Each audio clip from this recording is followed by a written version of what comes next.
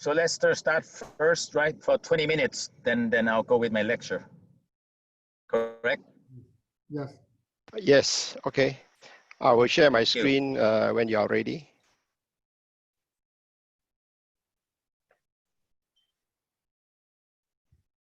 John, are we ready? Yes, doctors. Okay, I will share my screen. Yeah. I will start now. Good evening. Welcome to SIDS School of Surgery webinar. So this Monday, we have two distinguished speakers. And according to the program, we would like to change, swap the speaker. And we will start with Dr. Lester Wong, talking about the introduction to the biomedical next-gen femoral cannula. And then we will have Dr. Pranya Sakiyalak talking about the tips and indication and troubleshooting for on ECMO for trach surgeons later. Okay, I think now Mr. Wong is ready. He's a visionist, very experienced visionist from Medtronic, and he has been working with both Malaysia and Singapore hospital, and he will give a talk on the Medtronic cannula. Please, Mr. Wong. Yeah, thank you, Dr. Punnarerk. Yeah, my name is Lester Wong. I've been a consultant for Medtronic for many years now.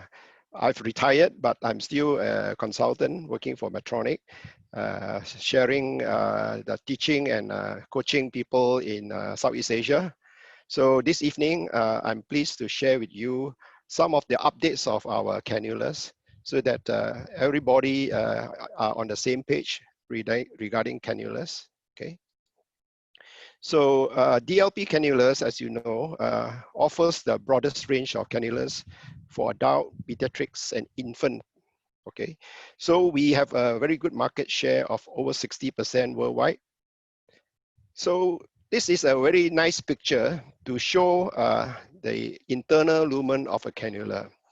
So in the past, most people used to use the USCI cannulas for those surgeons who started off earlier, like myself, who was a perfusionist at that time. Everybody uses the USCI cannula. This is the type of cannula where it is brown in color. And then the tip, you realize that the tip is very, very thick. Compared to the modern cannulas, it is much thinner, and then the lumen size is much bigger. So the way that we select cannulas is actually not quite practical in the modern sense, because most cannulas are measured on the external diameter. So when a surgeon wants to use say a 20 French size cannula or 24 French size cannula, what you are getting is actually not the true size that you are talking about, because one manufacturer may vary from another manufacturer. So sometimes when you select a cannula of this one 24 versus this one at 24, this one can flow much higher, maybe a 30% higher than this cannula of the same size. So the way that we select cannulas is quite different. So we need to be cautious how we select cannulas.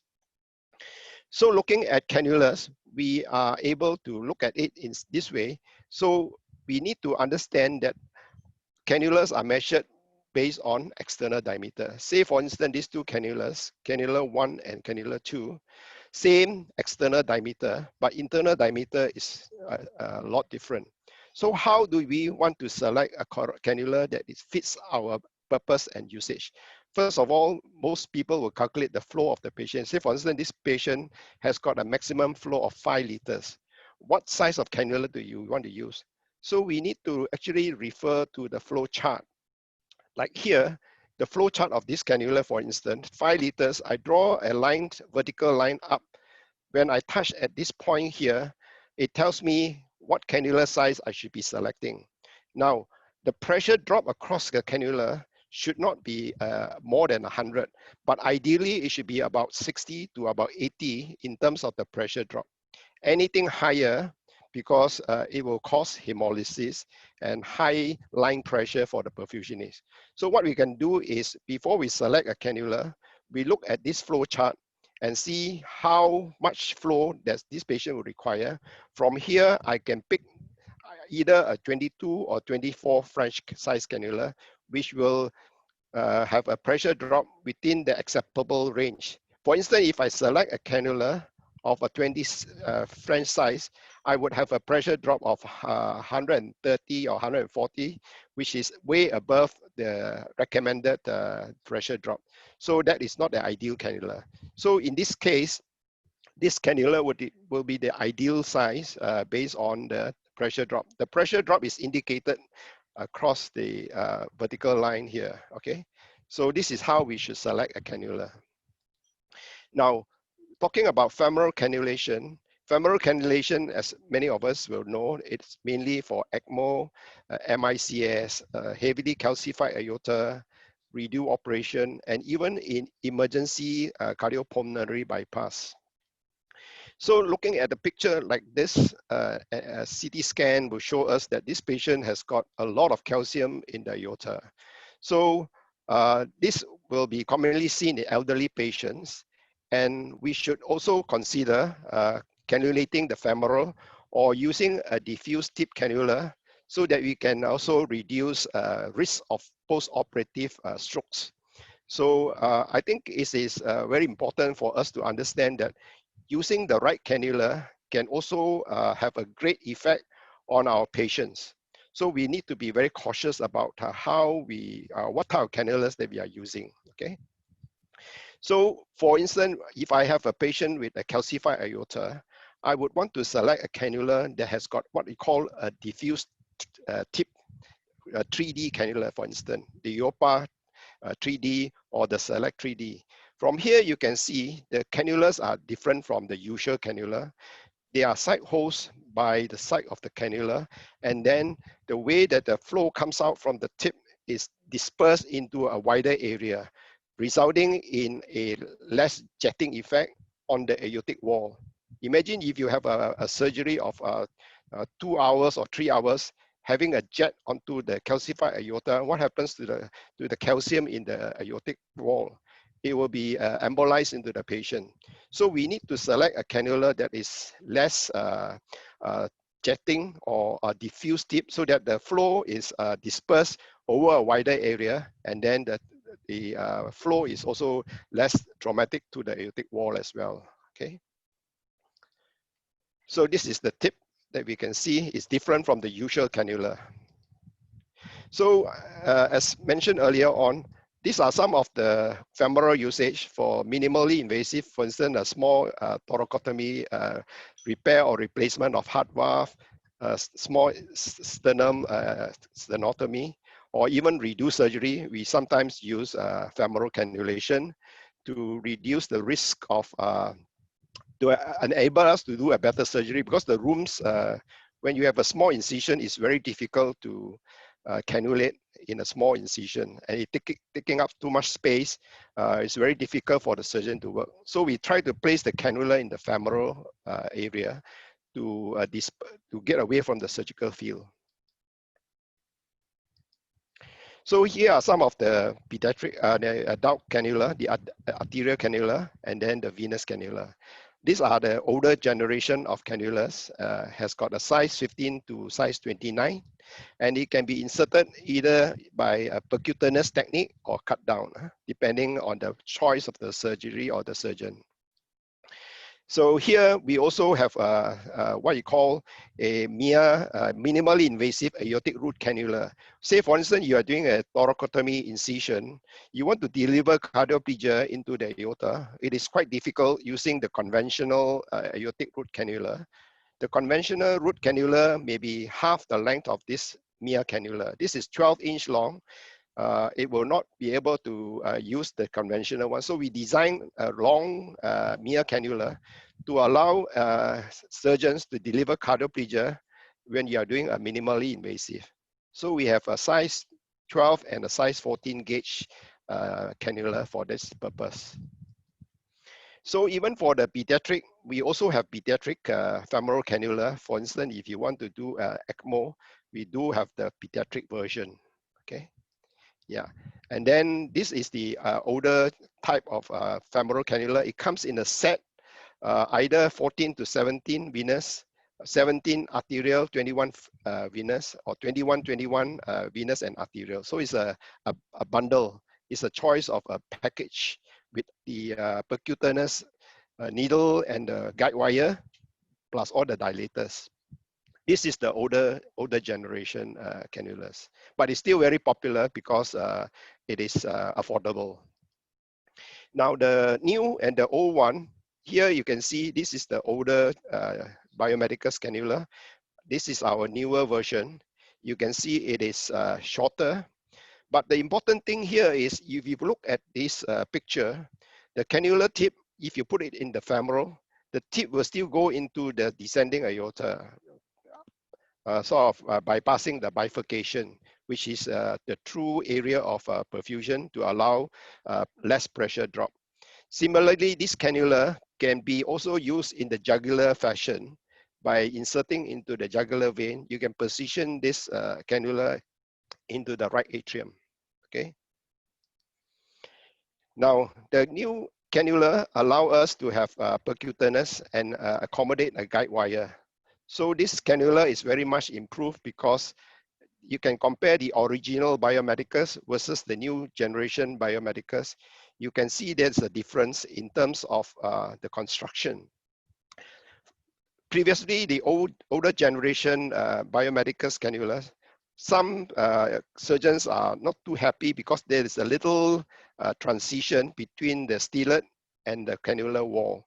So if you have a patient with very small aorta or femoral artery, crossing the area through the small cannula is very difficult.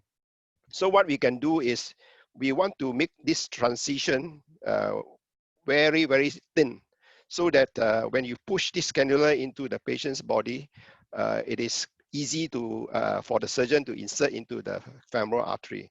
And because of the little finklet in the wall, you are able to have a better pushability, and the cannula will not kink, or the cannula will not bend, so that you can have a stronger pushing force and make insertion much easier.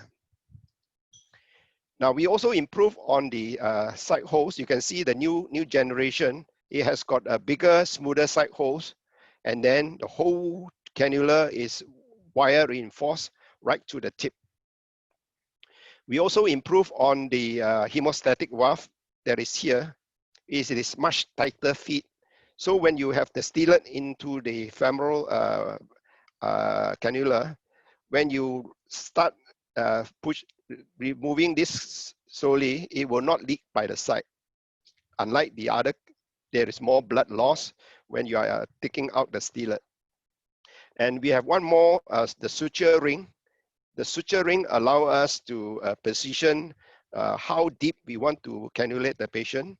And after that, we can also position this to enable us to tie it down onto the patient's vessel or the skin, so that it will not come out. Now, this is a picture to show that the cannula actually goes right up into the main descending aorta.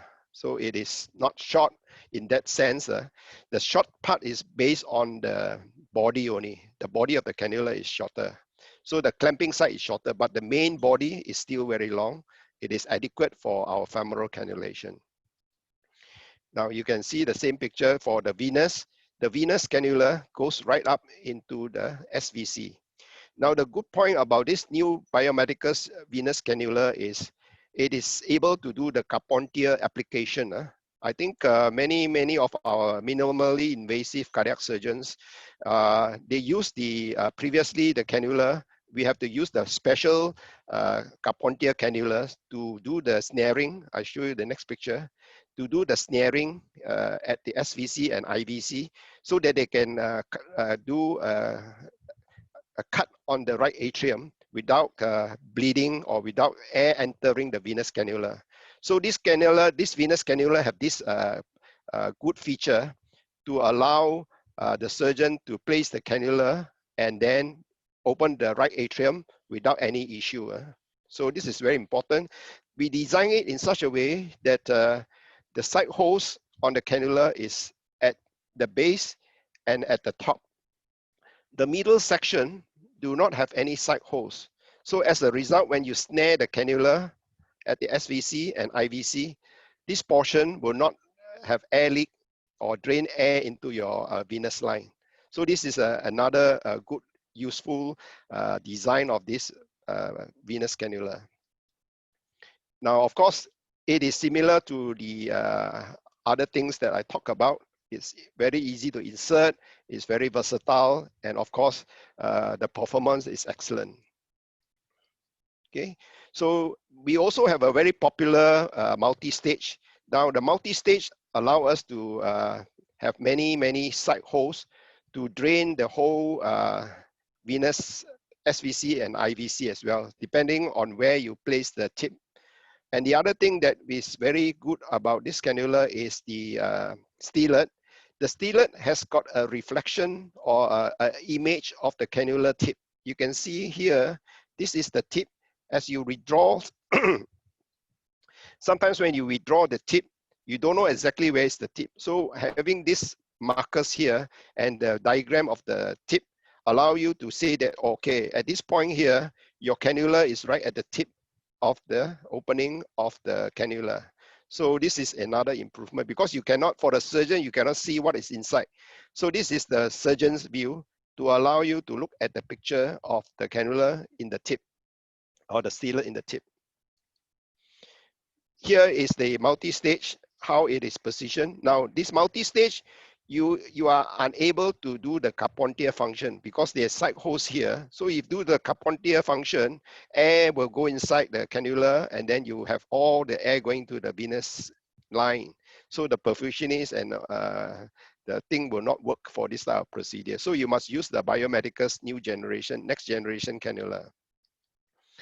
Now here is the multi-stage application. The tip should sit where you would prefer. If you want to sit it at SVC or in the atrium, depending on your choice, mainly used for ECMO and MICS. Okay, we also have a 3-stage cannula, 1 stage, 2 stage, 3 stage. Now the 3-stage cannula is also designed with a thin wall. This is our biomedical's our Medtronic DLP cannula as compared to one of our competitors' cannula. You can see the same size cannula. This one has got a thinner wall and has a much better venous drainage as compared to this cannula. Again, this one shows that the way that the cannula is constructed is quite different. We use a flat wire inside the cannula to allow it to be thinner and compared to the round wire on other system. So this is mainly used for VAVD, especially if you are using a very small cannula. Sometimes you have problem with venous drainage. So in VAVD, we need to have a very good cannula with good wall size to drain the cannula, drain the blood. We also have the pediatric version, and then this is the pediatric version, size 8 to size 14 for the femoral. Okay, and the new version allow us to have a guide wire, and you can also do percutaneous. You have the red one for arterial, and then the blue one for the venous. Size 8 to size 14. And then you can accommodate a smaller guide wire, not the 0.38, but 0.25 guide wire. Now, the other thing that we can use on this cannula is when you are doing ECMO, a lot of our patients has issue with ischemic limb. When you have a sort of, you want to do a distal limb perfusion, you can actually use the pediatric cannula, cannulate this part, and then you can use it as a distal limb perfusion. Okay, so our surgeon like to use the size 12 or the size 14 for the distal limb perfusion. So we also have this, what we call insertion kit. There are 3 insertion kit. If you buy the cannula without the set or in the kit form, you need to buy the insertion kit, which is used for all the other cannulas as well. So this insertion kit is like more used by anybody or by any cannula when you are doing percutaneous insertion. So we also have the first FDA approved dual lumen cannula for VV ECMO. So this is not launched at the moment. I just want to share some ideas with you, saying that this will be launched in the near future. This double lumen venous cannula for VV ECMO allow us to put into the jugular, and then the good thing about this is it has got what we call a tantalum marker, which allow us to see either using ultrasound or radiographic guidance to position it near to the opening of the tricuspid valve. So when you position the two markers, when you go on the perfusion, the oxygenated blood will be directed into the tricuspid valve, into the right atrium, so that there is a minimal recirculation. One of the problems about dual lumen cannula is the recirculation of blood from the cannula. So by having this, we are able to deal with the recirculation. So thank you very much. I think I just made it on time, 20 minutes for my lecture. Thank you for your attention. I will pass the time to back to the chairman. Thank you, Mr. Wong. I think Dr. Pranya is ready. So I think we would start the second talk and wrap up the session with a question, and when you finish all two lecture, right?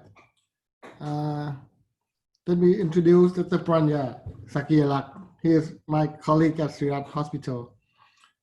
He has his training from US, and right now he is one of the only two ASEAN member in Asia Pacific also, and he's a organizing chairman for the AP ELSO meeting last year in Thailand, and he is going to give us a talk on the tips on ECMO for thoracic surgeon.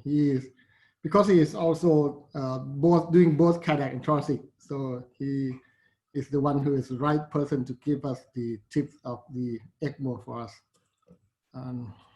Okay, you ready? Pranya? Ready?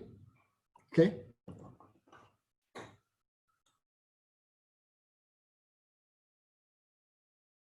On mute. You got to unmute. Okay, thank you very much, Southeast Asian Thoracic Society and Dr. Punnarerk for the introduction. So I will start my talk about the ECMO for thoracic surgeon, tips, indication, and troubleshooting. Can you hear me well? Does it sounds okay? Yes, I think the sound is okay. yes, perfect. Okay, sounds okay, and I'm gonna start. Okay, so oops, sorry. Okay, I have no disclosure. The mechanical circulatory support has evolved markedly over the recent year. ECMO has become more reliable with improved equipment, increased experience, within reflected in improving the results. ECMO is instituted for the management of life-threatening pulmonary or cardiac failure when no other form of treatment has been or is likely to be successful. It is essentially the modification of cardiopulmonary bypass, which is actually used routinely in the cardiac surgery. So the ECMO will be instituted in an emergency or urgent situation after a failure of other treatment modality. It is used as a temporary support waiting for the recovery of the organs. So a little bit of the history. This is John Gibbon. He is the person who invented the heart-lung machine or cardiopulmonary bypass. When he was a resident, this is back in 1931, he was actually looking after a patient with a massive pulmonary embolism. And he was described in his interview that he was watching this lady slowly dying, and he was thinking that we might have saved her life if we would have bypasses the obstructed embolus and perform a part of work of the patient's heart and lung outside the body. So this is what inspired him to spend the next 22 years developing the extracorporeal circuit. This is the initial drawing and design. And in 1953, the first successful case of operating using cardiopulmonary bypass has been started. So this is all from Dr. Gibbon's work for 22 years. And since then, the heart-lung machine has been evolved from the size like this into a smaller one that become what we call now ECMO. Now, to change from our heart-lung machine to ECMO, we have to give the credit to the father of ECMO, Dr. Bob Bartlett in Michigan. So he actually, same thing. He was a surgical resident looking after a cardiac patient. And this patient actually required to stay on a heart-lung machine for 2 or 3 days. And they mostly have dying with the complication.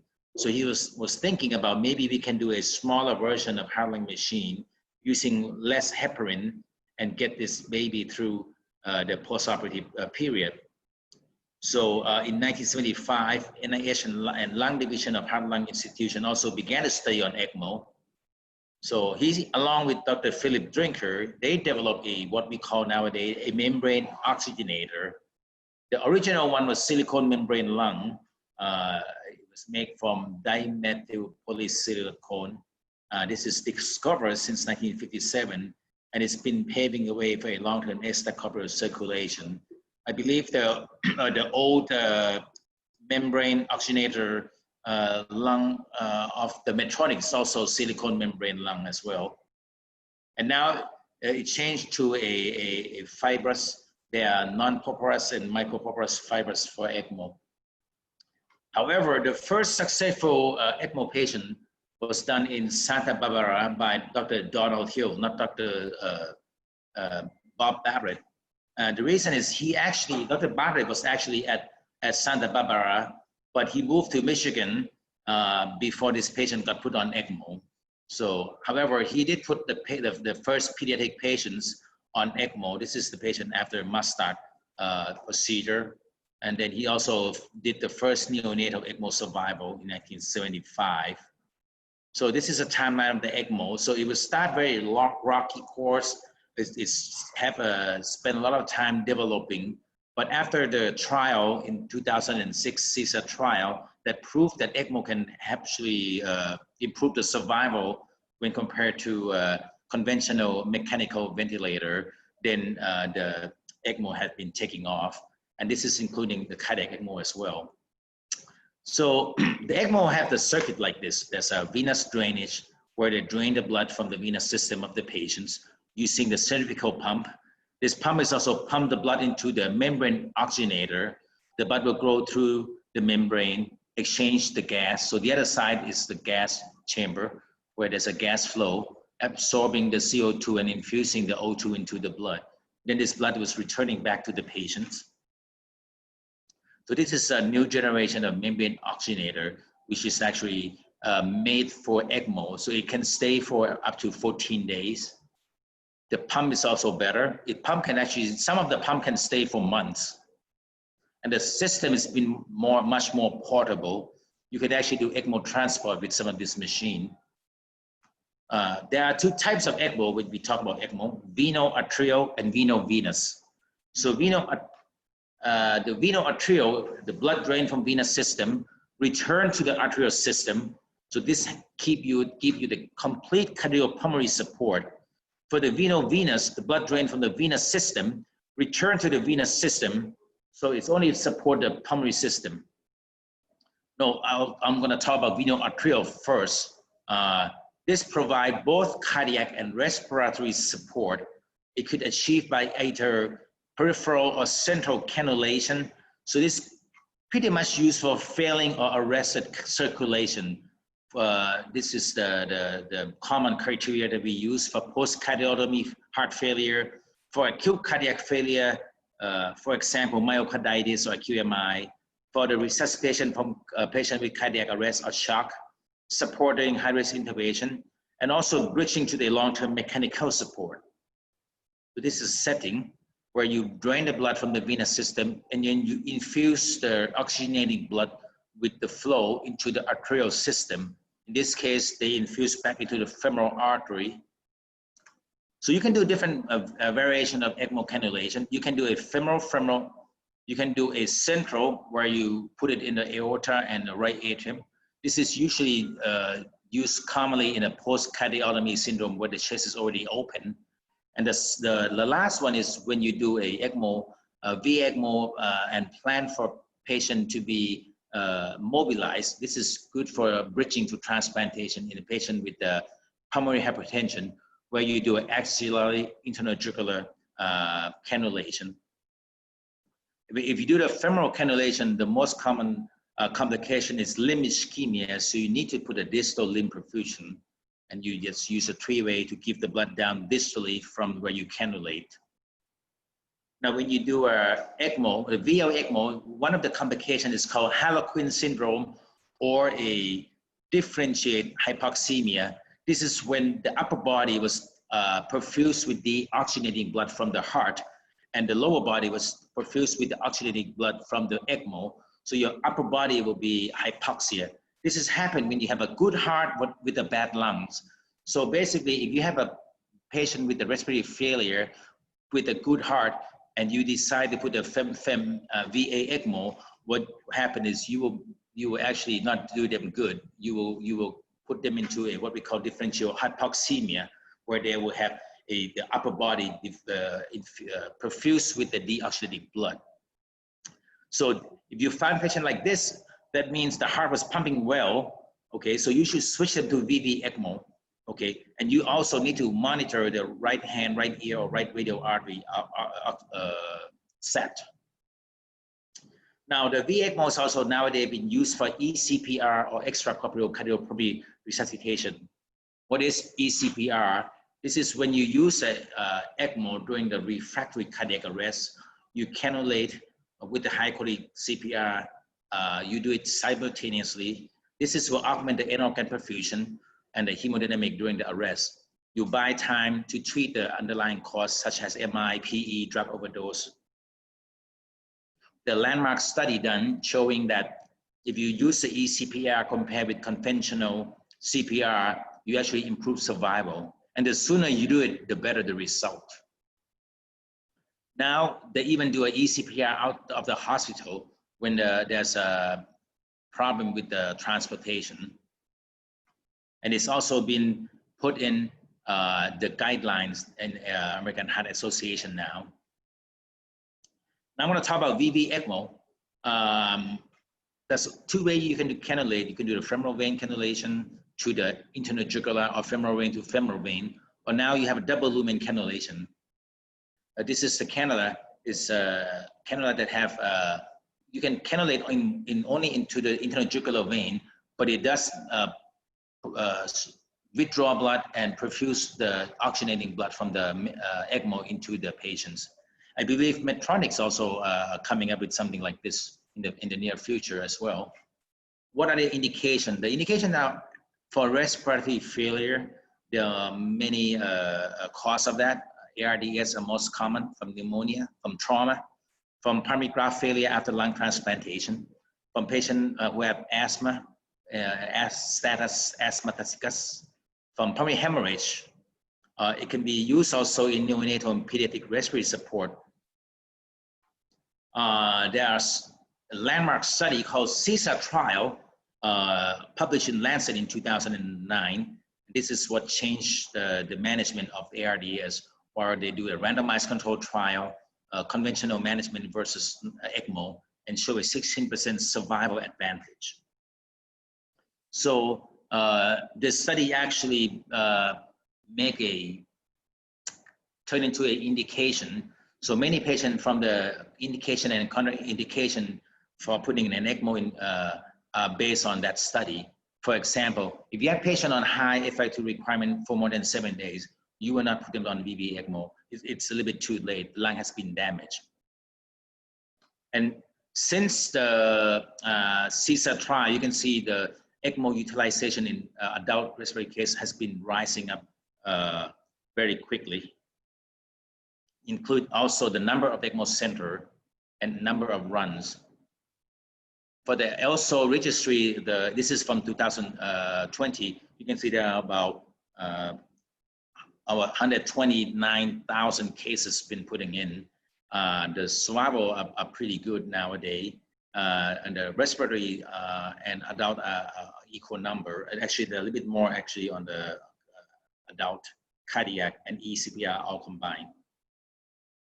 However, the recent trial called Eolia Trial, where they actually look at ECMO in severe RDS again, did not show a statistically significant in survival. It does show in the graph, but it's not significant.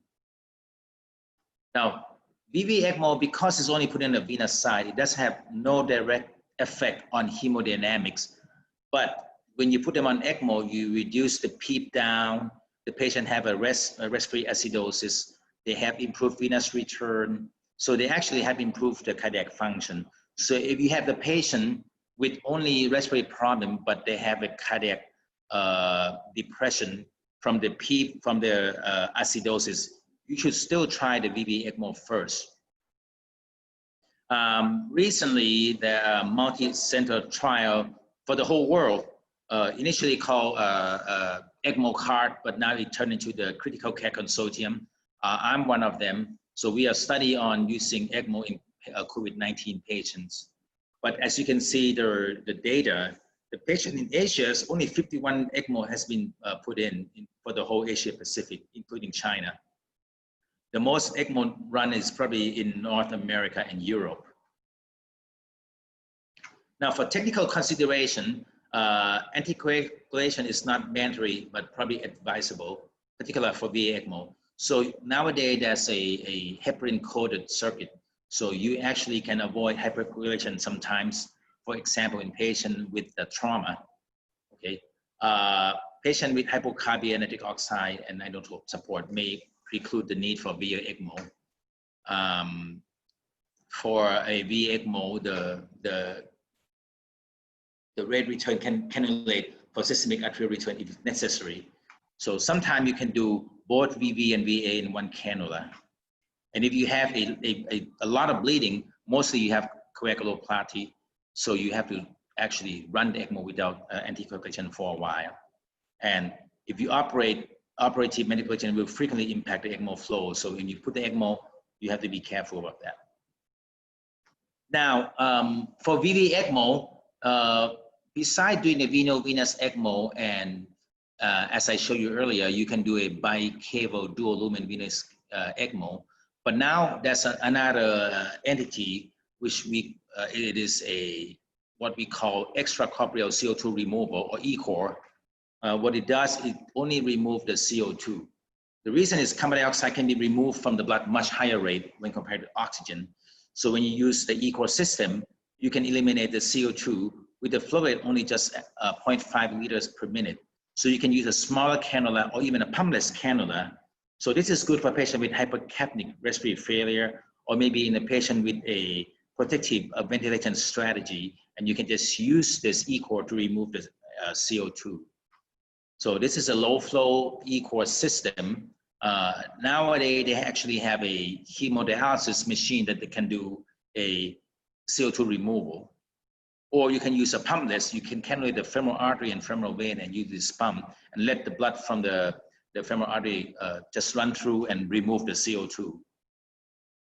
And this is the comparison between the VV ECMO and the ECOR.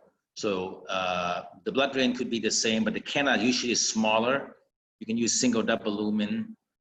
You can use pump, or you can avoid the pump using a patient's own blood. The main difference is for the ECMO, you need a flow maybe 2 to 7 liters per minute. But for ECOR, you only use 0.2 to 2 liters per minute. And you can clear the carbon dioxide really well, both ECMO and ECOR. But for oxygenation, you cannot do it with the ECOR. Now, for ECMO in thoracic surgery, you can do it pre-operatively, intraoperatively, and post-operatively. For preoperatively, mostly the patient who actually have ARDS and has already been on VV ECMO, but sometimes they need a thoracic surgery intervention for some, such as lung biopsy or some other procedure. So there are often times that you have patient already on ECMO. So you have to be careful of bleeding. I have done one patient with a hematological disease who was on ECMO, and I just did a small lung biopsy, and they will bleed and bleed and bleed. Or you can do a bridge to lung transplant with the ECMO. So this is two type of indication where you put an ECMO preoperatively. For intraoperatively, there are alternatives to Hanla machine support during the tracheobronchial surgery, single lung procedure, or tumor removal that invading the vital organs such as heart, or in the patient who have respiratory insufficiency during the operation. Sometimes they may have some catastrophic event that need to be rescued right away, then VV ECMO can come into the play. Or postoperatively in patient who actually they turn ARDS after surgery. So the VV and VA ECMO can serve as a total respiratory support in complex tracheobronchial surgery or single lung surgery. So which one do you choose, VV or VA? It's simple. If you need a circulatory support, then you do the VA, but otherwise you can use the VV. The ECMO allows for better surgical exposure than the mechanical ventilations, because sometimes you can just avoid intubation at all and using the ECMO support when you're doing the tracheobronchial surgery. The VV ECMO is of course less invasive. You can do a total respiratory support without using the ventilation. You can use for elective case, for instance, coronal resection in cancer. There's a study published in European Journal of Cardiothoracic, and where they're looking at the patient which they have ECMO support in thoracic surgery patient. There are three groups. Group 1 is trachea surgery, group 2 is lung resection, and group 3 is lobectomies. And here's a summary. So you can see there are both VV and VA support for trachea surgery, for coronal surgery. For the left main bronchus surgery, they only do a VA. For single lung, you do both VV and VA. And for pulmonary resection, you only do VV. So this is a summary of the center where they extensively use ECMO during the thoracic surgery. So this is the summary of when to choose which kind of ECMO. If you have a tracheobronchial surgery, if there's only isolate respiratory support, then of course you can use only veno-venous ECMO. But if you need to do a circulatory support, then you do a veno-arterial ECMO. And then if you have the patient already have sternotomy, such as you're doing a lung transplant or you're doing a major, let's say a coronal resection, then you can do central cannulation because you're right there. But otherwise, if you do a patient the thoracotomy, then you do a peripheral cannulation. And peripheral cannulation, you can do femoral axilla or femoral. In an emergency situation, usually you do femoral much faster. For isolated lung support, then of course you can do femoral jugular or dual lumen cannula. It's depending on what's available for you.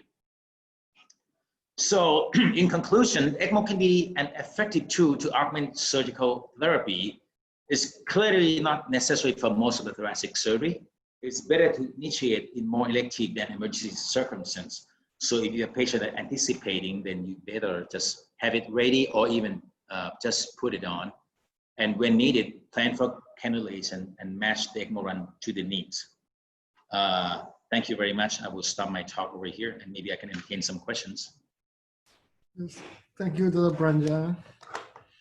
Any comments on ECMO and COVID patients? You know what? Before I came here, I was actually on a meeting with Indonesia and AP also about ECMO. They want us to do some training for Indonesia, but in Asia, as you can see, there are very low number of ECMO. But in Europe and in America, they use a lot more ECMO. But the message that I got now is ARDS patient in COVID-19, they tend to use less ECMO than a patient with other cause of ARDS, for example, bacteria or H1N1. Usually, a lot of them will get by with other modality, for example, NIV or prone position. But if you need to put an ECMO, then you have to do it. And majority of them are using VV ECMO unless they have a cardiac depression. Another thing is, for many center with COVID-19, when you do a ECMO for them, you have to use a lot of resource of nurses and doctors, and you risk them for exposure to the COVID-19. So I think many centers, they try to avoid it. Like in Hong Kong, they use a lot of ECMO during H1N1, but they only put one ECMO for the whole country. Thailand, we put 3 patients on ECMO. This is my comment on ECMO in COVID-19 patients. Thank you very much. Thank you for your extensive review of the ECMO and all tips that you gave us. And I think we are going to have the Q&A session. We have some questions. The first one is for Mr. Wong. Mr. Wong, can you see the question? Let me see the question. Does next generation femoral arterial cannula and jugular vein canal be used at the femoral? I think the answer is, of course, yes, depending on the type of cannula that you are using. As I shared earlier on in my slide, the next generation, the white color cannula is meant for dual purpose. One for the jugular, and you can also use it for the femoral. So it has got dual application. Yeah, thank you. And the other question is for Dr. Pranya, and regarding the difference between the full cardiopulmonary bypass and the ECMO. Yeah, I just typed the answer. I think there are sometimes when you have to put a VECMO emergently in, let's say, in an ECPR situation, and turn out that you need to do a procedure on this patient. Some of the procedure, you better off switch it to the full cardiopulmonary bypass so you can empty the heart really well. So of course, if you have to do a valve surgery, then you need to switch to a full cardiopulmonary bypass. But if you don't need to do an open surgery, you do just coronary bypass. For me, I still prefer switch them to a full cardiopulmonary bypass. You can cool them quickly. You have venous reservoir. But I'm sure there are some people who keep them on a VA ECMO and do a beating heart coronary bypass surgery. Of course, full cardiopulmonary bypass can only be run for up to a certain times, maybe 6 hours, 10 hours max. It's not like ECMO where you can run it for days or weeks. So I think if you switch to a full cardiopulmonary bypass, which commonly use a roller pump as well, and using a less quality membrane oxygenator, I think that means you're only going to do something in with a short short time, not putting on the heartline machine for days. You can do days, then you need to do ECMO and use less anticoagulation, keep them warm. This is still different strategy, ECMO and heartline machine. Yeah. And may I ask Mr. Wong about the role of the perfusionist in ECMO treatment in Singapore or Malaysia? And what is the role of the perfusionist? Okay. Yeah, I think like what Dr. Pranya says, ECMO is quite established in some countries, but there are a lot of other countries that are still not quite well established. So ECMO is just not based on the surgeon. It is a team effort. You have to have a good team of people to manage the ECMO patients. So you must have people who can do good cannulation. You must have people to be able to handle the perfusion part of it. be able to resolve problems and tackle problems which can come up very frequent, because you are putting the patient for extended period of time. So there are many other type of complications which can happen. So a lot of centers, because it is very labor intensive, so the perfusionist in some of these countries, the perfusionist got to be on call 24 hours over a period of time. So it is very sort of taxing for the team. So when you have an ECMO in the ICU, many of the people are all tired out, because looking after one patient, you have people on rotation. So what many centers does is like places, they have a dedicated ECMO team. The respiratory therapists actually take care of the patient in the ICU. So that will free the perfusionist from this burden of having to be on call for extended period of time. So this is the modern way of setup, where the critical care nurses and the respiratory therapists are able to manage the bypass circuit without the help of perfusionists. The perfusionists will only come in when they have pump-related problems, when they need to change the oxygenator, when they have problems with the machine, then the perfusionist will come in. So the role of the perfusionist has got much lighter in modern hospitals. But in developing country, where the perfusionists and the surgeons and the anesthetists are the main core of the people, so they are very taxed, very strained on resources, because it's over a long period of time. Yeah, that's the role of perfusionists. Yeah, thank you. And Dr. Pranya, we have a question from Dr. Sun. And can you see the question in chat?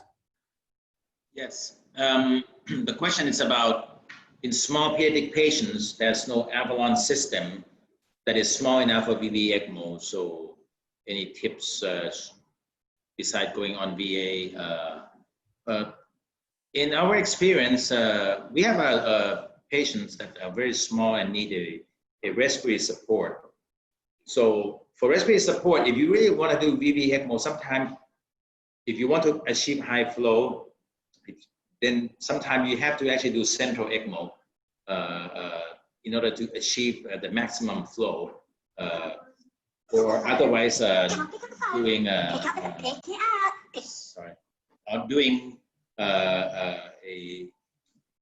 because the femoral vein of the pediatric, the small kids are very small, so it's really hard to get a good flow from that one.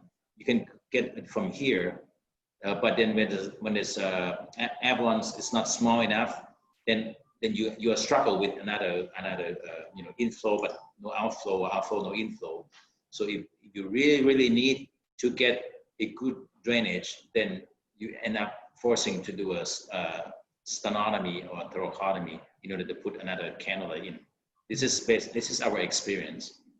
But if the kids go big enough, then you can do a VV or a VVV. So basically you use two small cannula, because the femoral is small, then you have to use 2V in order to achieve enough inflow, and then returning back with 1V into the jugular. So VVV is another option. Thank you. One more question regarding the mortality rate of the VV and VA ECMO and how to reduce it. What's your comment, Pranya? Okay, I have the slides that from the. Let me go back on my slides real quick. This one. And show you the ELSO registry. This is from the recent one, just to show you the hang on just a second. Where is the, okay.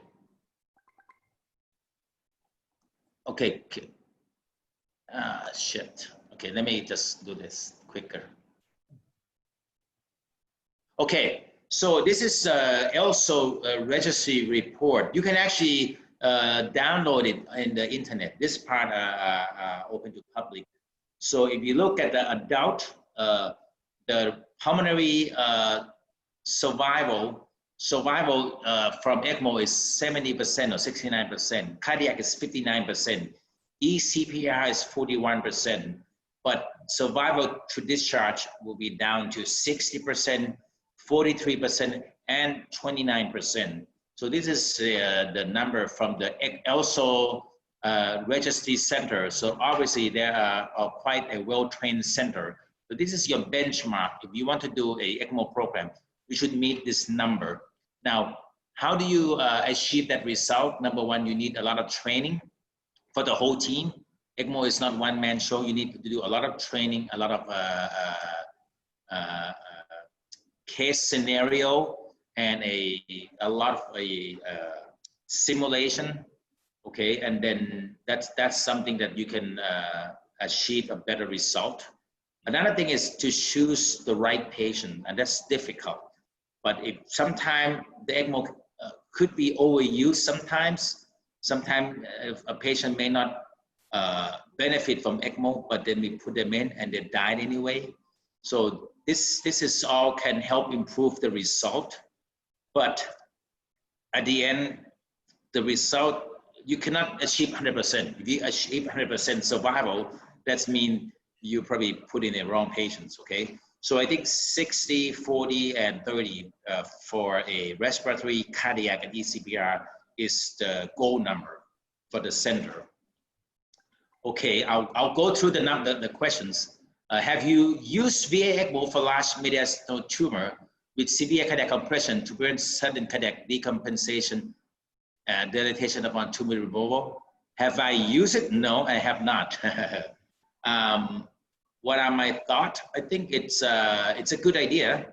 I think, but if you're gonna open the, if I have to open the median sternotomy to do this, then I would probably have a heart-lung machine standby, not just an ECMO, because if you can use the heart-lung machine to help with the cardiac reservoir. Sometimes you may need to do, if you tear the heart or something happen, then having a heart-lung machine is safer than just using the VA ECMO. This is my opinion, because this large mediastinal tumor, most likely you're gonna have to open the chest widely. Okay, next one, when the ECMO should be put in COVID-19 patients after ARDS. Okay, from Jakarta, we just actually have a meeting with Dr. Eva about this. It's quite a difficult situation about when to put an ECMO. Number one, you have to have a center that is experienced with ECMO, with VV ECMO first. Okay, if you don't have any experience, no matter what, you should not be putting the VV ECMO in a COVID-19 patients.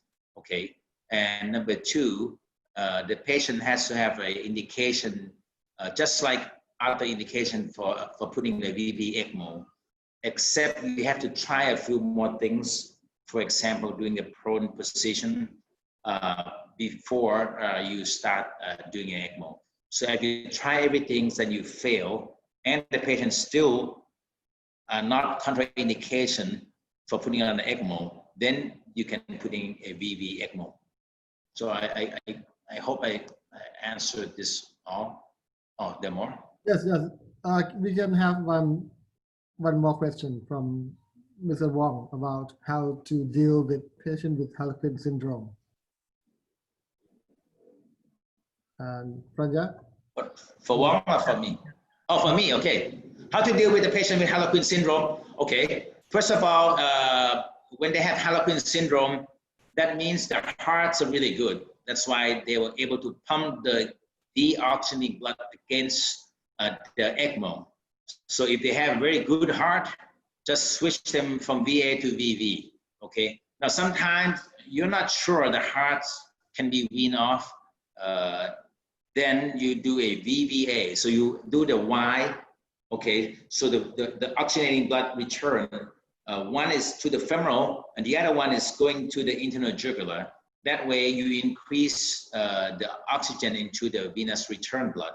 So we usually do that. Usually we do a VVA first and then slowly wean the A off and convert them to VV. So we don't convert them right away. We do it from VA to VVA and then to VV. Thank you. I think it's time and there's no more question. So on behalf of the seats, I would like to thank both Dr. Pranya and Mr. Wong for this fruitful session. Thank you very much. And let's our participant today is over 100 participants. See you again on next Monday. Thank you very much. Thank you. Bye.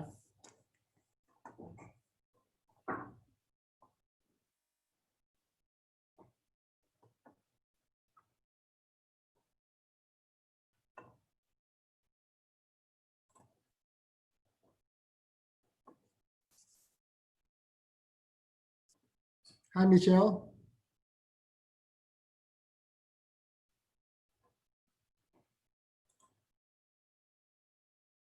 Thank you, John. Thank you, Dr. Poon. See you next week. Yeah, see you. Bye.